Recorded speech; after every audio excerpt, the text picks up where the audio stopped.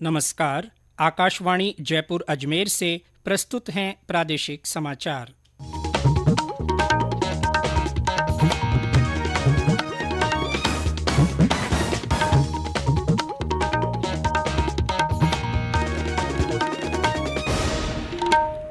मुख्य समाचार।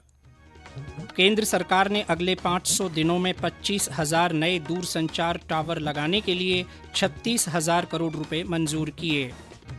गृह मंत्री अमित शाह ने जम्मू कश्मीर से अनुच्छेद 370 को हटाने की सराहना की। कहा, युवाओं के हाथों में अब पत्थर नहीं लैपटॉप हैं। मुख्यमंत्री अशोक गहलोत ने कहा, बजट घोषणाओं का 74% काम पूरा हुआ, अगले बजट को लेकर तैयारियां शुरू। प्रदेश में महानवमी का पर्व पारंपरिक श्रद्धा और उत्साह से मनाया जा रहा है। कल विजयदशमी को लेकर व्यापक तैयारियां। और 36वें राष्ट्रीय खेलों में प्रदेश ने अब तक 3 रजत और 11 कांस्य पदक जीते।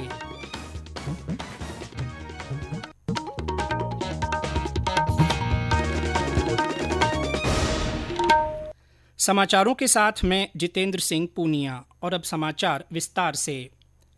केंद्र सरकार ने अगले 500 दिनों में 25,000 नए दूरसंचार टावर लगाने के लिए 36,000 करोड़ रुपए मंजूर किए हैं।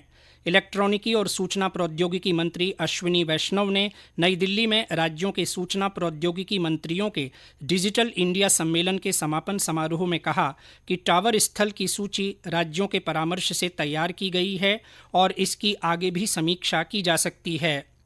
श्री वैष्णव ने कहा कि डिजिटल इंडिया के लिए देश के प्रत्येक कोने तक इसकी पहुंच महत्वपूर्ण है। उन्होंने सभी राज्यों और केंद्र शासित प्रदेशों को पीएम गति शक्ति योजना से तेजी से जुड़ने के लिए बधाई दी। उन्होंने कहा कि 2,000 करोड़ रुपए के पूंजीगत खर्च के लिए राज्यों को विशेष सहायता मंजूर की गई है। केंद्रीय गृह मंत्री अमित शाह ने जम्मू कश्मीर में अनुच्छेद 370 हटाए जाने के केंद्र सरकार के फैसले की सराहना की है। उन्होंने कहा कि अनुच्छेद 370 हटाए जाने के बाद से जम्मू कश्मीर में हिंसा में कमी आई है। आज जम्मू कश्मीर के राजौरी जिले में एक जनसभा को संबोधित करते हुए उन्होंने कहा कि युवाओं के हाथों में अब पत्थर नहीं लैपटॉप हैं। श्री अमित शाह जम्मू कश्मीर के 3 दिन के दौरे पर हैं। श्री शाह ने आज सुबह माता वैष्णो देवी मंदिर में पूजा अर्चना की। उपराज्यपाल मनोज सिन्हा, केंद्रीय मंत्री डॉक्टर जितेंद्र सिंह तथा प्रशासनिक और श्राइन बोर्ड के अधिकारी भी उनके साथ थे। मुख्यमंत्री अशोक गहलोत ने बजट में की गई विभिन्न घोषणाओं की क्रियान्विति की आज शासन सचिवालय में समीक्षा की। इस बैठक में सभी विभागों के प्रमुख शासन सचिव और सचिव समेत अन्य उच्च अधिकारी उपस्थित रहे। बैठक में मुख्यमंत्री ने बजट घोषणाओं को लेकर विभागों द्वारा अब तक किए गए कार्यों के बारे में विस्तार से जानकारी ली। बैठक के बाद पत्रकारों से बातचीत में श्री गहलोत ने कहा कि बजट की 89% घोषणाओं से जुड़े कार्यों को स्वीकृति दी जा चुकी है। वहीं 74% का काम पूरा भी हो गया। उन्होंने कहा कि अधिकारियों ने भी अच्छा काम किया। मुख्यमंत्री ने कहा कि अगला बजट युवाओं पर केंद्रित होगा और इसके लिए विभागों ने काम शुरू कर दिया है। उन्होंने आम जनता से भी इसके लिए सुझाव देने का आग्रह किया। नए जिले बनाने के संबंध में पूछे गए एक सवाल पर उन्होंने कहा कि सब संभव है। मुख्यमंत्री ने चुनाव के कारण अगला बजट जल्द पेश करने के भी संकेत दिए। देखिए, मैंने कहा पब्लिक के लिए बजट को हम लोग पब्लिक के डोमेन में रख के बात करना चाहते हैं। पब्लिक हमें सुझाव दे।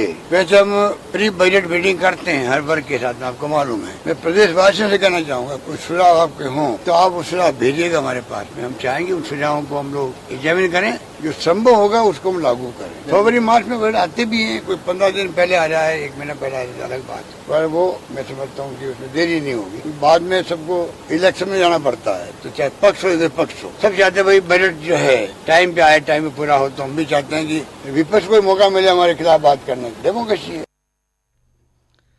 अग्निपथ योजना के लिए दक्षिण पश्चिमी कमान की ओर से अग्निवीरों की भर्ती रैलियां आयोजित की जाएंगी। ये रैलियां कोटा में नवंबर और जोधपुर में दिसंबर महीने में होंगी। कमान के जनसंपर्क अधिकारी लेफ्टिनेंट कर्नल अमिताभ शर्मा ने बताया कि इन रैलियों के लिए युवाओं में खासा उत्साह है और बड़ी संख्या में पंजीकरण हो रहा है। उन्होंने बताया कि पिछले महीने बीकानेर और बहरोड में अग्निवीर रैलियों का सफलतापूर्वक आयोजन हुआ था, जबकि तीसरी रैली जयपुर में चल रही है। उन्होंने बताया कि प्रदेश में अब तक हुई दोनों रैलियों में 39,000 से अधिक उम्मीदवारों ने भाग लिया। ये समाचार आकाशवाणी जयपुर अजमेर से प्रसारित किए जा रहे हैं। आयुष्मान भारत देश के किसी भी हिस्से के मरीज को देश के किसी भी कोने में लाभ सुनिश्चित करती है, और जो पहले असंभव चला चला से हट का भैया, लाचार नहीं बहना और भैया, हर कोने में पहुंच रहा है सेहत का वरदान। माननीय प्रधानमंत्री श्री नरेंद्र मोदी जी के मार्गदर्शन में सफलतापूर्वक चल रही है आयुष्मान भारत योजना। प्रधानमंत्री जन आरोग्य योजना के अंतर्गत करोड़ों लाभार्थियों को मिल रहा है 5 लाख रुपए तक का मुफ्त उपचार। योजना के तहत सूचीबद्ध सरकारी व निजी अस्पतालों के माध्यम से अब तक करोड़ों लाभार्थियों को मुफ्त उपचार मुहैया कराया गया है। आप भी आयुष्मान भारत योजना में अपनी पात्रता के विषय में जानकारी प्राप्त करने के लिए 14555 पर कॉल करें या अपने नजदीकी CSC या सूचीबद्ध अस्पताल में संपर्क करें। समाचारों में आपका फिर स्वागत है। प्रदेश में महानवमी का पर्व पारंपरिक श्रद्धा और उत्साह के साथ मनाया जा रहा है। आज मां दुर्गा के सिद्धिदात्री स्वरूप की आराधना की जा रही है। घरों में कन्याओं का पूजन कर उन्हें भोज कराया जा रहा है। मंदिरों में भी विशेष अनुष्ठान हो रहे हैं। बांसवाड़ा के त्रिपुरा सुंदरी माता मंदिर में आज भारतीय जनता पार्टी के प्रदेश अध्यक्ष डॉक्टर सतीश पूनिया ने पूजा अर्चना कर प्रदेश में खुशहाली की कामना की। झुंझुनू के शाकंभरी शक्तिपीठ में श्रद्धालुओं का तांता लगा रहा। दौसा के दुर्गा मंदिर में भव्य कार्यक्रम का आयोजन कर कन्याओं को भोजन करवाया गया। सवाईमाधोपुर जिले में चौथ का बरवाड़ा के चौथ माता मंदिर में सुबह से ही बड़ी संख्या में भक्तों की भीड़ रही। माता का आज खास श्रृंगार कर मंदिर को विशेष रूप से सजाया गया। हनुमानगढ़ जिले में पल्लू के काली मंदिर में सुबह से ही श्रद्धालुओं की भीड़ लगी रही। भरतपुर के राजराजेश्वरी मंदिर, मनसा देवी मंदिर और पंचेश्वर मंदिर सहित सभी देवी मंदिरों में श्रद्धालु बड़ी संख्या में पहुंचे। महानवमी की विशेष पूजा अर्चना के बाद सीकर में जीर्ण माता का शारदीय नवरात्रि मेला आज संपन्न हो गया। प्रधानमंत्री नरेंद्र मोदी ने महानवमी के अवसर पर लोगों को बधाई दी। श्री मोदी ने आशा व्यक्त की कि महासिद्धिदात्री सभी के जीवन में संपन्नता और सफलता लाएंगी। प्रदेश में कल विजयादशमी का पर्व मनाने के लिए सभी जिलों में व्यापक तैयारियां की जा रही हैं। कोटा में 75 फीट के रावण तथा 50 फीट के कुंभकर्ण और मेघनाथ के पुतलों का दहन किया जाएगा। इसको लेकर व्यापक तैयारियां की जा रही हैं। राजसी वैभव और ठाट बाट के साथ भगवान लक्ष्मी नारायण की सवारी निकाली जाएगी। हमारे संवाददाता ने बताया कि 2 साल बाद कल से कोटा का सुप्रसिद्ध दशहरा मेले का अनौपचारिक रूप से शुरुआत हो जाएगी। कोटा शहर में लगने वाले दशहरे मेले का इंतजार न केवल कोटा के नागरिकों को बल्कि पूरे हाड़ौती क्षेत्र को रहता है। कोविड के कारण 2 साल बाद यह मेला भर रहा है। मेले में इस बार भी 20 दिनों तक विभिन्न सांस्कृतिक कार्यक्रम आयोजित होंगे, जिसमें प्रदेश और देश के नामी कलाकार प्रस्तुतियां देंगे। मेले की अवधि में भजन संध्या, गजल संध्या, शास्त्रीय संगीत संध्या, कवि सम्मेलन के अलावा कई तरह की प्रतियोगिताओं का भी आयोजन होगा। पुलिस और प्रशासन में मेले के दौरान शांति और सुरक्षा के लिए व्यापक प्रबंध किए हैं। आशीष मेहता, आकाशवाणी समाचार, कोटा। चित्तौड़गढ़ में कल रावण दहन के साथ नगर परिषद की ओर से आयोजित 10 दिवसीय दशहरा मेला शुरू होगा। इंदिरा गांधी स्टेडियम में लगने वाले मेले में सांस्कृतिक कार्यक्रम भी होंगे। उपराष्ट्रपति जगदीप धनखड़ ने दशहरे की पूर्व संध्या पर सभी लोगों को शुभकामनाएं दी हैं। आज एक संदेश में श्री धनखड़ ने कहा कि दशहरा न केवल बुराई पर अच्छाई की जीत का प्रतीक है, बल्कि लोगों के धर्म या धार्मिकता में विश्वास को मजबूत करता है। राज्यपाल कलराज मिश्र ने भी विजयदशमी पर प्रदेशवासियों को शुभकामनाएं दी हैं। राज्यपाल ने अपने संदेश में कहा कि इस त्योहार पर हमें सामाजिक कुरीतियों को मिटाने और एकता तथा भाईचारे की भावना को मजबूत करने का संकल्प लेना चाहिए। जोधपुर रेलवे स्टेशन को वर्ल्ड क्लास स्टेशन के रूप में विकसित करने का काम अब तेजी पकड़ने लगा है।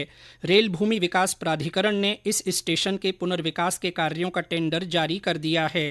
पेश है हमारे संवाददाता की रिपोर्ट। जोधपुर रेलवे स्टेशन के लिए प्रारंभिक बजट 474 करोड़ 52 लाख रुपए निर्धारित किया गया है। स्टेशन पुनर्विकास कार्यक्रम को देखते हुए इससे पहले चरण में RPF, बुकिंग विंडो, पूछताछ, उद्घोषणा कक्ष, clock room, upper class waiting room, sleeper waiting room, भूतल व यात्री प्रतीक्षालय आदि को अन्यत्र शिफ्ट किया जाएगा। रेलवे स्टेशन के पुनर्विकास का कार्य 4 से 5 चरणों में पूरा होगा। Booking window, current reservation counter, पूछताछ आदि महत्वपूर्ण कार्यालय वीआईपी गेट के पास स्थित कार्यालयों में व्यवस्थित तरीके से शिफ्ट करने की प्रक्रिया जल्दी शुरू की जाएगी। रामेश्वर बेड़ा, आकाशवाणी समाचार, जोधपुर। आकाशवाणी समाचार जयपुर की ओर से बुलेटिन में चलाई जा रही जागरूकता श्रृंखला में आज हम आपको केंद्र सरकार की महत्वपूर्ण योजना मिशन अमृत सरोवर के बारे में जानकारी दे रहे हैं। इस योजना को प्रधानमंत्री नरेंद्र मोदी ने भविष्य में जल संरक्षण के उद्देश्य से इस साल 24 अप्रैल को शुरू किया था। मिशन अमृत सरोवर के तहत देश में अब तक 89,444 स्थानों का चयन किया गया है। इनमें से 50,932 सरोवरों पर काम शुरू हो गया है और 23,677 सरोवरों का काम पूरा हो चुका है। मिशन के तहत राजस्थान में 5,113 सरोवरों का चयन किया गया है, जिनमें से 3,293 सरोवरों पर काम शुरू किया जा चुका है। इनमें से अब तक 933 सरोवरों का काम पूरा हो गया है। देश के हर जिले में आज़ादी का अमृत महोत्सव के तहत 75 जल संरचनाओं का पुनर्विकास किया जा रहा है।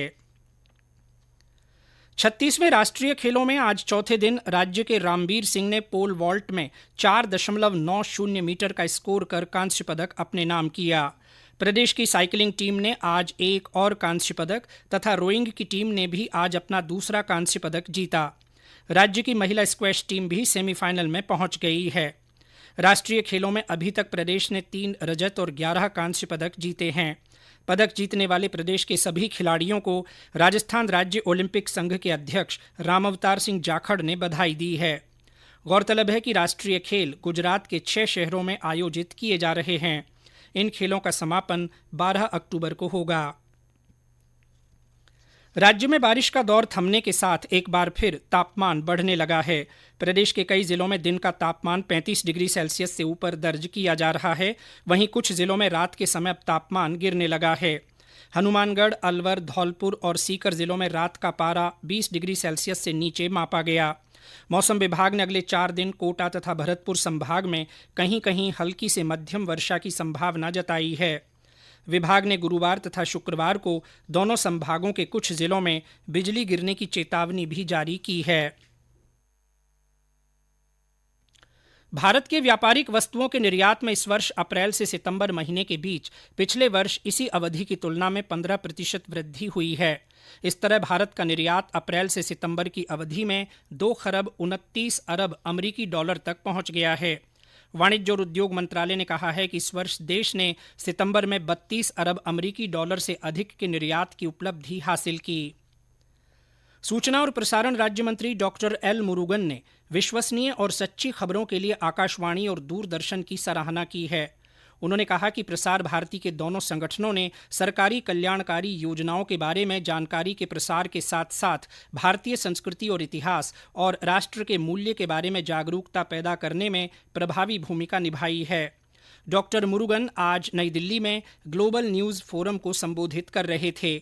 उन्होंने कहा कि कोविड महामारी के दौरान फर्जी खबरें और गलत सूचनाएं फैलने का बड़ा खतरा था, लेकिन आकाशवाणी और दूरदर्शन ने मिथकों को दूर करने में महत्वपूर्ण भूमिका निभाई। और अंत में मुख्य समाचार एक बार फिर।